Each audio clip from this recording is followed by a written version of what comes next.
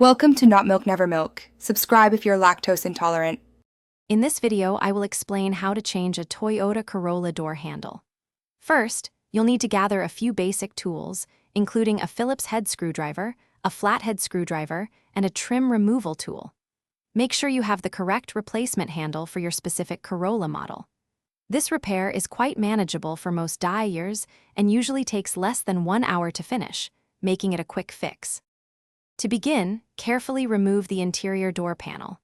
Start by locating and unscrewing any visible screws, often found in the armrest or behind a small cover. Next, gently pry up the window switch panel and disconnect the electrical connectors. Then, using your trim removal tool, carefully work your way around the edges of the door panel, popping out the clips until the panel is free. Once the interior panel is off, you'll gain access to the door handle mechanism. Disconnect the rods or cables attached to the back of the old handle.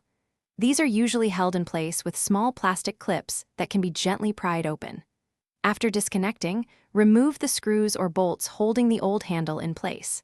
Then, simply install your new handle, reattaching the rods and securing it with the fasteners. Finally, it's time to reassemble everything. Carefully align the door panel with its clips and firmly press it back into place around the door frame. Reconnect the wiring for the window switch and snap the switch panel back into its housing. Don't forget to replace all the screws you removed earlier. Before closing up, test the new door handle and the window operation to ensure everything works perfectly. Thanks for watching. If this was helpful, leave a like and consider subscribing. See you next time.